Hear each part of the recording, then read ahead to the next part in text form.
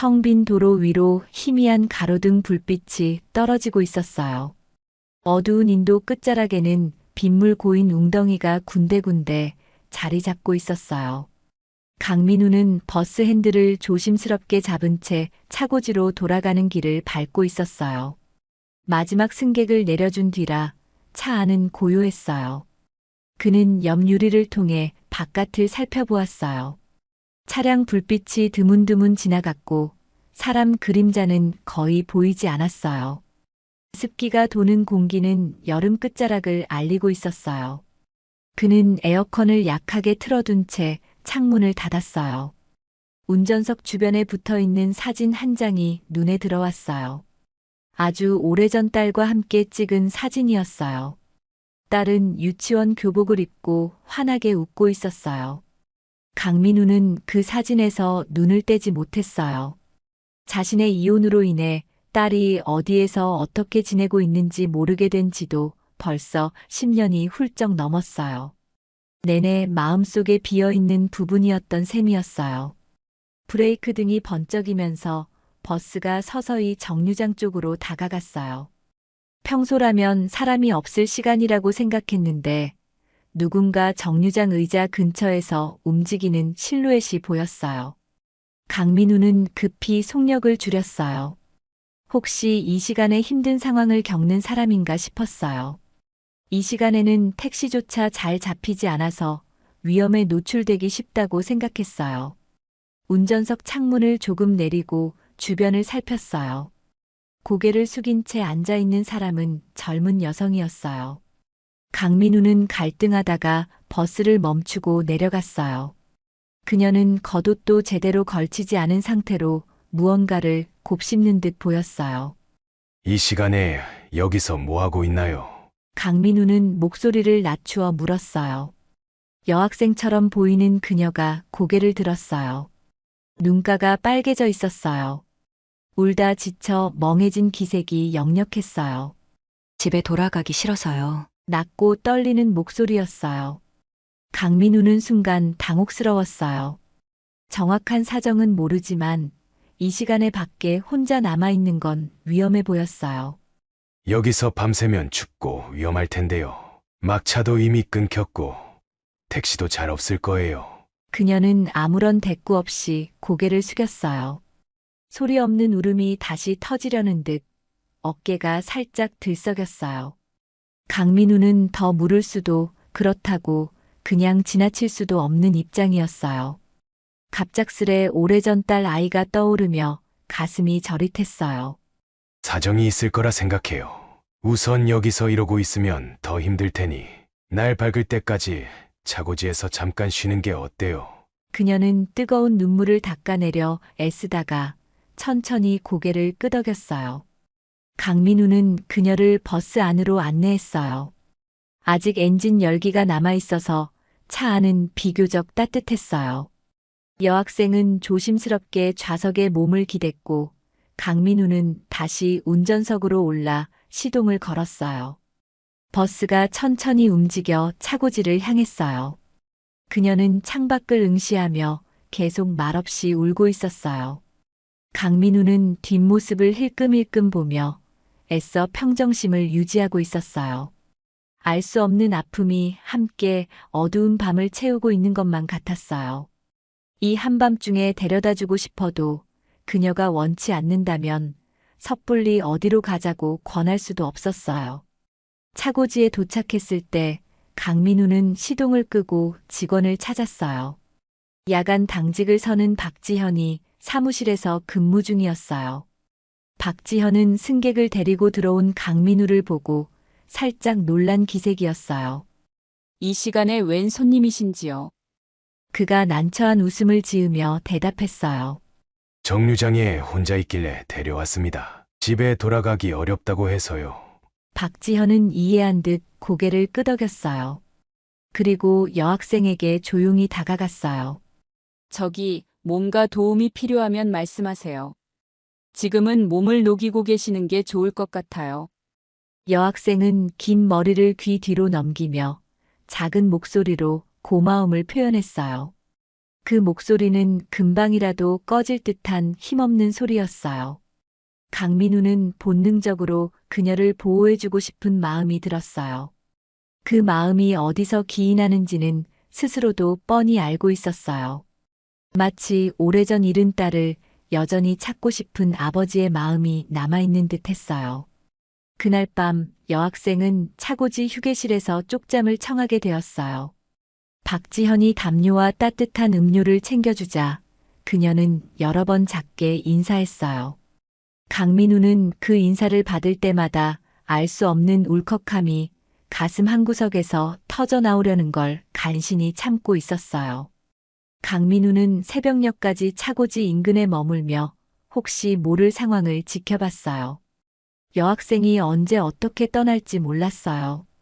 하지만 그녀가 너무 지친 기색이어서 도망치듯 나갈 것 같지는 않았어요. 박지현은 사무실에서 간단한 일을 처리하고 잠시 숨을 돌리는 시간에 강민우와 이야기를 나누었어요. 기사님, 저 친구 밤새 울던데 무슨 일인지 물어보셨어요? 강민우는 손가락으로 컵을 돌리며 조용히 대답했어요.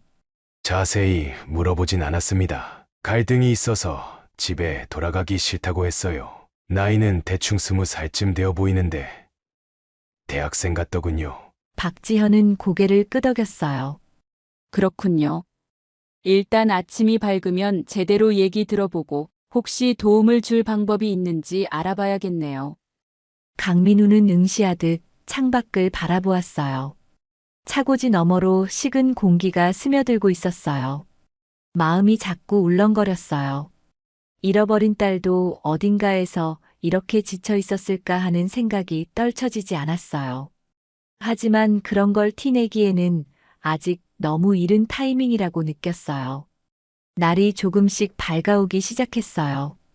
차고지 한켠에서 준비된 간단한 국물과 빵 냄새가 퍼졌어요. 회사 측에서 아침 식사를 배급해주는 날이었어요. 박지현은 여학생에게 다가가서 말을 걸었어요. 이제 조금 일어나시는 게 좋을 것 같아요. 아침 식사가 준비되어 있거든요. 여학생은 잔뜩 피곤한 얼굴로 고개를 들었어요. 한숨과 함께 잠에 덜 깬 목소리를 내었어요. 아, 네, 감사해요. 강민우도 배급대 근처에서 그녀를 기다리고 있었어요. 종이컵에 담긴 따뜻한 미역국이 은은한 향을 풍겼어요. 그녀는 여전히 뭔가에 짓눌린 듯 풀죽은 표정을 하고 있었어요. 강민우는 조심스럽게 다가가서 식판을 건네주었어요. 아침 좀 드시고 기운 차리는 게 좋습니다. 이 근처에 편히 머물 곳이 없는 모양이죠. 여학생은 고개를 끄덕였어요. 따뜻한 국물을 한 모금 삼키고 나서야 약간 풀린 표정이 되었어요. 정말 감사합니다. 어제 너무 급해서 그냥 차고지를 찾아온 거라 무턱대고 민폐 아닌가 싶기도 해요. 강민우는 부드럽게 말했어요. 이 시간에 길에서 방황하는 것보다는 100배 낫죠. 무슨 사정인진 모르겠지만 괜찮으면 조금 얘기를 해주겠어요. 혹시라도 도움을 줄 방법이 있을지 모르니까요. 여학생은 식판에 시선을 떨군 채 잠시 머뭇거렸어요. 그러다 작게 입을 열었어요. 제 이름은 정다은이에요. 지금은 대학교 2학년이고요. 어머니가 재혼하셔서 새아버지와 같이 살고 있는데 그 집에서 일어나는 자잘한 갈등이 너무 힘들어서 도망치듯 나왔어요. 강민우는 말없이 들어주었어요. 다은이라는 이름을 듣고 왠지 낯익다는 생각이 스치긴 했지만 흔한 이름일 수도 있다고 생각했어요. 다만 가슴이 이상하게 콩닥대는 걸 느끼고 있었어요. 학교에 다닌다고 했죠. 학기 중인가요? 다은은 작은 목소리로 대답했어요. 네, 학기 중이에요. 요즘 방학이랑 겹쳐서 강의가 많진 않은데 그래도 알바도 해야 하고 집 문제로 머릿속이 복잡해서 정신을 못 차리겠어요. 강민우는 그녀를 살짝 안쓰럽게 바라보았어요. 집에 들어가기 싫을 정도의 갈등이 생긴다면 보통 일이 아닐 거라 짐작했어요. 그렇다고 낯선 이에게 전부 털어놓기도 쉽지 않을 터였어요. 오늘은 일단 충분히 쉬었다가 상황을 천천히 정리해보자고요. 지금은 우선 몸부터 회복하는 게 좋아요. 다은은 고개를 끄덕였어요. 아침을 먹는 손길에서 겨우 안도의 숨이 느껴졌어요. 강민우는 은근히 그녀의 손목 근처를 보며 혹시나 딸이었던 아이에게 해줬던 기억의 흔적을 찾으려 했어요. 하지만 특별한 장신구나 흉터 같은 건 보이지 않았어요. 박지현은 그 두 사람을 보며 미묘한 감정이 스쳤어요. 강민우가 평소에 보여주지 않던 부드러운 표정이 감지되었어요. 무엇을 연상하고 있는지는 모르지만 왠지 그가 이 상황에 깊은 감정을 투영하고 있다는 느낌이 들었어요. 강민우는 잠시 자리를 비워버렸어요. 차고지 옆 흡연구역에서 담배를 피우며 10년 전쯤으로 돌아간 기억을 떠올렸어요. 결혼 생활이 삐걱거리던 시절, 그는 바쁘다는 핑계로 가정을 제대로 돌보지 못했어요. 그러다가 이혼 서류에 도장을 찍고 아내는 당시 7살이던 딸을 데리고 떠났어요. 아내는 새로 거처를 옮긴 뒤 연락을 거의 주지 않았어요. 전화번호를 바꾼 건지 이사도 자주 다니는 것 같았어요. 그렇게 몇 해를 지나는 동안 딸아이의 행방은 점점 더 알 수 없게 되어버렸어요. 법적으로 접근해 볼까도 생각했지만 아내는 자신이 힘들 때 도와주지 않은 강민우를 원망했고 딸에게도 아버지가 없다고 말한 것 같았어요. 어느 날부턴가 강민우는 딸의 이름이 문득 떠오를 때마다 멍하니 사진을 바라보며 혼자 후회했어요. 친구들은 그에게 재혼을 권유하기도 했지만 강민우는 그저 마음 한켠이 계속 텅 비어 있다는 느낌 때문에 아무것도 할 수 없었어요. 일을 계속해야 생활이 되니 운전기사 일이라도 붙잡고 살아온 거예요. 그는 담배를 비벼 끄고 차고지 안으로 돌아갔어요. 문을 열고 들어가자 다은이 휴게실 의자에 앉아 작은 노트북으로 무언가를 정리하고 있었어요. 강민우는 다가가서 말을 걸었어요. 오늘 일정이 있나요? 아니면 잠시 더 쉴 건가요? 다은은 노트북 화면을 닫으며 대답했어요. 바로 학교에 가긴 좀 그래서 오전에 여기 있다가 오후쯤 나갈까 해요. 집에는 아직 돌아갈 생각이 없어요. 강민우는 조용히 고개를 끄덕였어요. 그리고 박지현에게 눈짓을 보냈어요. 다은과 조금 떨어진 곳에서 박지현이 낮은 목소리로 말을 건넸어요. 기사님 어떻게 할까요? 그냥 여기서 재우다 보낼 수도 없고 방이 필요하면 단기로 머무를 숙소라도 알아봐야 하지 않을까요? 강민우는 난감한 표정을 지으며 대답했어요. 그러면 제가 좀 돌봐야겠네요. 당장 집에 갈 데가 없는 것 같으니 돈이 얼마 있는지도 모르고 일단은 여기서 머물면서 고민하도록 두는 게 좋을 것 같습니다. 박지현은 그 대답을 듣고 더 묻지 않았어요. 강민우가 왜 그렇게까지 신경을 쓰는지는 대충 짐작이 갔어요. 하지만 섣불리 간섭할 문제는 아니라고 생각했어요. 그렇게 다은은 차고지에서 몇 시간을 보냈어요. 이른 점심 무렵이 되자 강민우는 도시락 2개를 구입해 와서 다은에게 건넸어요. 배고플 텐데 이거라도 먹죠. 그리고 오후에 어떻게 할지 생각해 봅시다. 다은은 살짝 미소를 지으며 감사 인사를 건넸어요. 그녀가 식사를 하는 동안 강민우는 운행 스케줄이 오후 늦게라는 걸 확인하고 잠시 여유를 느꼈어요. 그녀에게 혹시 필요한 게 없는지 묻기도 했어요. 자연스레 대화가 오갔지만 깊숙한 이야기는 아직 나오지 않았어요. 다은은 차고지 안을 둘러보며 버스의 출발과 도착을 지켜봤어요. 때때로 바쁘게 움직이는 기사들과 승객들의 발걸음도 구경했어요. 강민우는 그녀에게 필요 이상으로 말을 붙이지 않고 멀찌감치해서 지켜봤어요. 그렇게 서너 시간이 흐르자 다은이 다가와 작게 말을 걸었어요. 기사님, 정말 이상하게 들리실지 모르겠는데 왠지 기사님을 보면 마음이 편해져요. 강민우는 순간 가슴이 덜컥 내려앉았어요. 그 말이 곧바로 의미하는 바를 알 수는 없었지만 느낌이 묘했어요.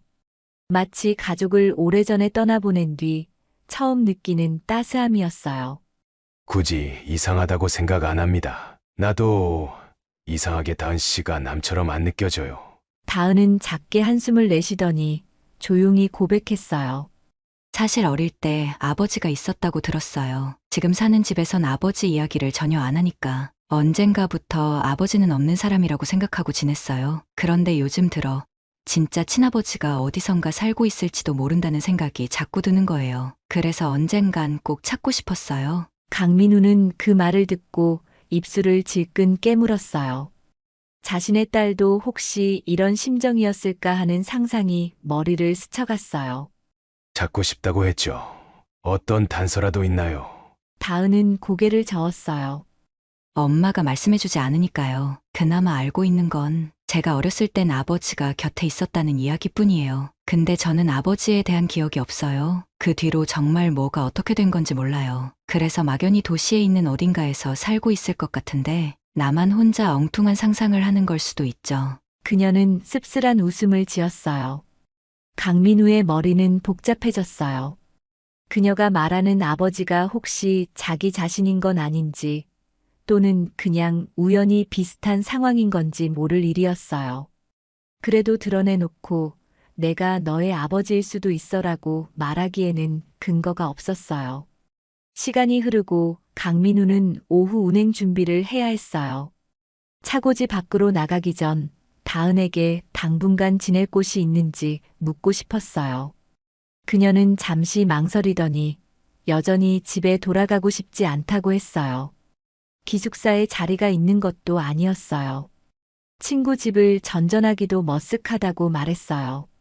그렇다면 내가 야간 운행을 마치고 돌아올 때까지 기다리겠어요. 혹시 그 사이에 마음이 바뀌면 연락을 주세요. 이 번호가 제 연락처입니다. 강민우는 자신의 휴대폰 번호가 적힌 종이를 건네주었어요.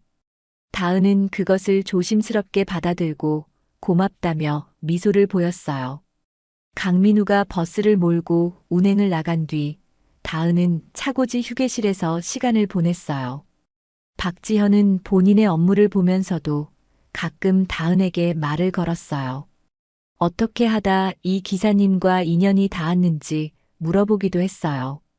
다은은 어제 일이 너무 급해서 정류장에 쭈그리고 앉아 있었는데 마침 강민우가 와서 도와줬다고 간단히 답했어요. 박지현은 다은에게 호기심 어린 눈길을 보냈어요. 기사님이 그렇게까지 챙기는 건 드문 일이거든요. 무뚝뚝한 분인데 다은 씨한테는 마음을 많이 쓰는 것 같아서요. 다은은 시선을 살짝 피하며 작은 미소를 지었어요. 저도 신기해요. 처음 보는 분인데 이상하게 안심이 돼요. 그러다 다은이 휴대폰을 확인하면서 혼잣말로 중얼거렸어요. 엄마 번호로 전화하거나 메시지를 해봐야 하나? 그냥 또 싸울 것 같아서 좀 무섭기도 하고. 박지현은 그 말을 듣고 조언해주고 싶었지만 상황을 잘 모르니 섣불리 나서기가 어려웠어요. 어쩌면 다은이 새아버지 문제로 크게 다퉈서 가출한 상태일지도 모른다고 생각했어요. 한편 강민우는 오후 운행을 하면서도 머릿속이 복잡했어요. 다른 승객을 태워 이동해야 하니 집중해야 하지만 다은의 말들이 자꾸 떠올랐어요. 7살 무렵까지 아버지가 있었다. 그건 자신의 딸이 떠나간 시점과 일치했어요.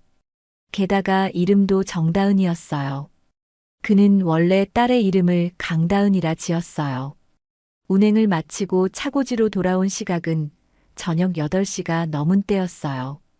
박지현이 아직 퇴근 전이어서 강민우는 그녀를 먼저 만났어요. 혹시 다은 씨는 어때요? 아직 있어요? 박지현은 휴게실 방향을 가리키며 작게 웃었어요.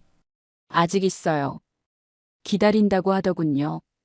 강민우는 급히 휴게실로 향했어요. 문을 열고 들어가니 다은은 휴대폰으로 무언가 검색을 하는 모습이었어요. 그가 문을 닫는 소리에 고개를 들고 반가운 듯 미소 지었어요. 운행 수고하셨어요. 오늘도 늦게 끝나셨네요. 강민우는 간단한 목례로 인사를 대신했어요. 그리고 다은의 맞은편에 앉았어요. 식사는 하셨나요? 이 근처 분식집에서 뭘 좀 사오면 어떨까요? 다은은 허기를 느낀 듯 잠시 배를 만지더니 고개를 끄덕였어요. 그럼 제가 같이 가도 될까요? 여기만 있으면 답답해서요. 두 사람은 나란히 차고지를 나와 근처 분식점을 찾았어요. 강민우는 따뜻한 우동과 김밥을 주문했고 다은은 오므라이스를 시켰어요. 서로 말은 많지 않았지만 서로의 존재 자체가 안정감을 주는 듯한 분위기였어요. 식사를 마친 뒤 길을 걸어 차고지로 돌아오는 도중 다은이 조심스럽게 운을 뗐어요. 기사님께 이런 말씀 드려도 되는지 모르겠지만 혹시 딸이 있으세요? 강민우는 발걸음을 멈추고 숨을 삼켰어요. 이어서 작게 대답했어요. 있었어요. 하지만 지금은 헤어져 지냅니다. 다은은 다시 걸음을 옮기며 말을 이어갔어요. 기사님 사정과 비슷한 건지 궁금했어요. 강민우는 뭐라 답해야 할지 고민되었어요. 직감적으로 그녀가 자신의 딸일 가능성을 떠올렸지만 확인할 방법이 없었다고 생각했어요. 그럴 수도 있겠지요. 세상 일이 참 복잡하니까요. 근데 혹시 다은 씨는 예전에 이름이 달랐던 적은 없었나요? 그는 내심 긴장하며 물었어요. 다은은 고개를 갸우뚱했어요. 글쎄요. 이름이 달라졌다는 얘기는 못 들었어요. 초등학교 입학 때부터 계속 정다은이었어요. 다만 어머니 성을 따라간 거라고만 알고 있어요. 그 순간 강민우는 정이라는 성씨가 자기 아내의 성이라는 사실을 떠올렸어요. 아내는 분명 정씨였어요. 그렇다면 이건 단순한 우연이 아닐 가능성이 높았어요. 마음이 격하게 두근거렸어요. 차고지에 돌아오자 강민우는 잠시 휴게실에서 다은에게 앉아있으라 말하고 자신이 서랍 속에 꼭꼭 숨겨두었던 상자를 꺼냈어요. 그 안에는 예전 가족사진 몇 장과 오래된 편지, 그리고 딸에게 선물했던 목걸이 사진이 들어 있었어요. 그는 그중 한 장의 사진을 꺼내 숨을 고르며 다은에게 다가갔어요. 이 사진 좀 봐주시겠어요? 혹시 익숙한 모습이 있나요? 사진 속에는 7살쯤 된 여자아이와 젊은 부부가 함께 서 있었어요. 강민우는 사진을 건넸어요. 다은은 사진을 받아들고 살펴보다가 아이의 얼굴에 시선을 오래 머물렀어요. 그리고 나직이 숨을 들이마셨어요. 이 아이 어딘가 익숙해 보여요. 근데 분명 제 어릴 적 사진과 똑같다고 말할 순 없겠지만 분위기가 비슷해 보여요. 강민우는 떨리는 목소리로 말을 이었다고 해요. 내 딸 이름이 강다은이었어요. 그런데 이혼 후 어머니를 따라가면서 성이 바뀌었을 거라고 생각했어요. 그래서 지금 정다은으로 살고 있는 거 아닐까 하는 생각이 듭니다. 다은은 말을 잇지 못했어요. 두 손이 떨리고 있는 게 눈에 보였어요. 어머니가 말해주지 않았던 지난 시간들이 머릿속을 뒤흔드는 듯 했어요. 기사님 말이 사실이라면 제가 그 강다은이라는 거군요. 정말 그렇게 되는 걸까요? 강민우는 울컥한 마음을 억누르며 조용히 사진을 가리켰어요. 이 사진 속 아이가 4살 때 찍었고 나와 아내의 얼굴이 함께 나왔어요. 아내의 성은 정씨였죠. 그래서 정다은이 된 게 아닐까 생각해요. 혹시 듣지 못했나요? 엄마가 예전에 강 씨랑 결혼했었다는 거. 다은은 이성이 사라진 듯 허공을 보았어요. 머리를 쥐어뜯듯 혼란스러워했어요. 그러다 입술을 깨물며 작게 웅얼거렸어요. 엄마가 본인 결혼 이야기는 자세히 말 안 해줬어요. 그냥 내가 너무 어려서 기억을 못한다고 했어요. 혹시 진짜 아버지가 맞다면 나와서도 안 되는 건가요? 아버지가 왜 이렇게 늦게 나타났는지 따지고 싶기도 해요. 강민우는 고개를 떨구었어요. 그 역시 딸을 찾기 위해 결심을 못한 세월이 길었어요. 이런 상황을 야속해 하는 다은의 마음을 충분히 이해할 수 있었어요. 사실 나도 딸이 어떻게 사는지 알 방법이 없었어요. 이혼 직후 아내가 연락을 끊어버렸고 난 무능하게 지냈어요. 그러다 세월만 흘러버렸죠. 두 사람은 한동안 아무 말도 없이 서로를 바라보았어요. 다은의 눈가에 다시 눈물이 맺혔어요. 강민우 또한 눈물을 삼키듯 눈을 감았어요. 오랫동안 헤매다 마주친 딸이 바로 눈앞에 있는지도 모르는데 막상 그 사실이 확인되려 하니 두려움이 생겼어요. 어쩌면 정말 우린 아버지와 딸일지도 모르죠. 맞다면 어떻게 해야 하죠? 집에 돌아가야 하나요? 엄마에게 사실을 물어야 할까요? 강민우는 대답하지 못했어요. 서로의 감정이 너무 급작스럽게 들이닥쳐 무어라 설명하기 어려웠어요. 다은도 자신이 무작정 버스 기사를 따라온 것이 우연이 아니라 어딘가 인연이 있어서가 아니었을까 하고 생각했어요. 그날 밤 박지현은 두 사람의 대화를 듣진 않았지만 분위기가 심상치 않다는 걸 감지했어요. 눈물 자국이 선명한 다은과 슬픔과 기쁨이 교차하는 듯한 표정의 강민우를 보며 무슨 일이 일어났는지 대충 짐작하고도 남았어요. 며칠 후 다은은 용기를 내어 어머니에게 전화를 걸었어요. 집에선 여전히 갈등이 풀리지 않은 상태였어요. 새아버지와도 얼굴을 마주치기 싫다고 했어요. 하지만 진짜 아버지의 존재를 확인해야겠다는 일념이 생겼어요. 통화는 길지 않았지만 어머니는 그제서야 사실을 털어놓았어요. 과거에 강민우와 살았지만 이혼했고 다은을 어머니의 성으로 바꾼 뒤 재혼했다는 걸 상세히 설명했어요. 그러면서도 강민우를 찾아갔다면 스스로 조심하라는 말도 덧붙였어요. 너에게는 아버지라는 호칭이 어색할지 몰라도 나쁜 사람은 아니었어. 다만 우리 둘 다 미성숙했고 널 잘 지키지 못했지. 다은은 전화를 끊고 한동안 가만히 앉아 있었어요. 눈물이 흘렀어요. 혼자 헤쳐나가야 했던 지난 시간들을 되새기다가 이제야 아버지를 찾았다는 사실에 복합적인 감정이 들었어요. 차고지 근처 식당에서 강민우를 기다리고 있다가 그가 야간 운행을 마치고 돌아오자 조용히 이야기했어요. 전화했어요. 엄마가 기사님이 제 친아버지 맞다고 했어요. 이젠 확실해요. 제가 기사님 딸이에요. 강민우는 그 말에 온몸이 풀리는 듯 주저앉을 뻔했어요. 세월을 잊고 바라만 보던 딸이 바로 눈앞에 있었어요. 믿기 어려운 현실이었지만 사실임을 부정할 수도 없었어요. 다은은 아버지를 향해 손을 내밀었어요.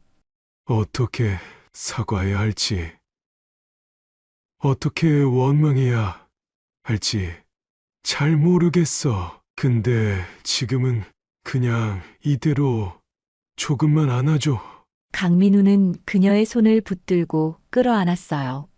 서툰 포옹이었지만 눈물이 터져 나왔어요. 다은은 오랫동안 억눌러왔던 감정을 토해냈어요. 그는 미안하다라는 말만 여러 번 반복했어요. 언젠가부터 딸에게 아무것도 해주지 못한 아버지였지만 이제라도 만난 것에 감사하다고 느꼈어요. 밤이 깊어갔어요. 하지만 두 사람 사이에는 오랜 거리감이 서서히 줄어드는 느낌이 들었어요. 박지현은 휴게실 안에서 그 장면을 멀리서 지켜보고 조용히 밖으로 나갔어요. 필요 이상으로 개입하고 싶지 않았어요. 그저 따뜻하게 지켜봐주고 싶었어요. 그리고 일주일 뒤 다은은 마침내 집에 들러 어머니와 대화를 나눴어요. 이후 짐을 챙겨 나와 독립을 결심했어요. 학업과 아르바이트를 병행하면서 강민우와 주말마다 만나 교류하기로 약속했어요. 새아버지와의 갈등은 한 번에 풀 수 없었지만 적어도 진짜 아버지를 만난 사실만으로도 큰 힘이 되었어요. 강민우는 차고지 근처 고시원 방 하나를 임시로 얻어주었어요. 다은은 그곳에서 지내며 조금씩 학업을 이어갔어요. 강민우는 운행이 없는 날이면 함께 저녁을 먹고 딸이 어떤 생활을 하는지 살폈어요. 때로는 사진관에 가서 함께 증명사진을 찍고 은행에 가서 통장 개설을 도와주기도 했어요. 작은 일상마저도 처음 겪는 부녀 간의 교감이었어요. 차고지 직원들은 강민우가 딸을 찾았다는 사실을 알고 모두 박수를 보냈어요. 다은이 아버지를 닮았다는 말도 오갔어요. 다은은 수줍지만 밝은 웃음으로 그들의 축하를 받았어요. 이제 막 시작되는 가족의 회복이었어요. 어느 늦은 밤 강민우가 운행을 마치고 돌아오는데 다은이 정류장에서 기다리고 있었어요. 미리 연락이 된 건 아니었어요. 서로 할 말이 생길 때마다 이렇게 불쑥 만나는 것도 하나의 새로운 일상이 되었어요. 버스에서 내린 강민우는 다은의 모습을 보고 반가운 미소를 지었어요. 이렇게 늦게까지 여기 있으면 춥지 않니? 다은은 고개를 저으며 웃었어요. 아버지가 올 때까지 조금 기다려보고 싶었어요. 혼자 방에 있으면 자꾸 옛날 생각도 나고 걱정도 커져요. 아버지를 보면 조금은 마음이 놓이거든요. 강민우는 울컥한 감정이 올라왔어요. 딸을 이렇게 불러주는 목소리를 평생 못 듣고 살 줄 알았는데 지금은 아버지로서 그녀 앞에 서 있었어요. 손끝이 떨렸지만 그는 다정하게 말했다고 해요. 그래, 오늘 힘든 일은 없었나 보네. 이제 나도 운행 마쳤으니 같이 따뜻한 밥이나 먹자. 두 사람이 나란히 걸어가며 밤거리를 지났어요. 한때는 남남처럼 살아왔지만 이제는 같은 길을 걷는 부녀 사이가 되었어요. 이 길의 끝이 어디일진 모르지만 확실한 건 서로를 놓치지 않겠다는 마음이었어요. 늦게나마 찾아온 이 기적 같은 재회를 헛되이 하지 않기 위해 두 사람은 조심스럽게 발을 맞춰 걸어갔다고 해요. 차고지 앞에는 희미한 조명이 깜빡이고 있었어요. 오늘도 누군가는 막차를 기다리고 있을지도 모르는 밤이었어요. 하지만 강민우에게는 이제 더 이상 텅 빈 밤이 아니었어요. 그에게 딸이 돌아왔으니까요. 언젠가부터 그가 바랐던 것은 특별한 부귀영화나 성공이 아니었어요. 그저 잃어버린 딸이 안녕한 모습으로 눈앞에 서 있길 바랐어요. 그리고 그 소원이 이렇게 불현듯 이뤄졌어요. 다은은 아버지의 옆에서 작게 걸음을 맞추며 무엇부터 이야기해야 할지 고민했어요. 그러다 고개를 들어 아버지를 바라봤어요. 아버지, 제가 더 잘해볼게요. 앞으로는 다시는 혼자서 울고 있지 않을 거예요. 강민우는 고개를 끄덕였어요. 목이 메어 말을 잇기 어려웠어요.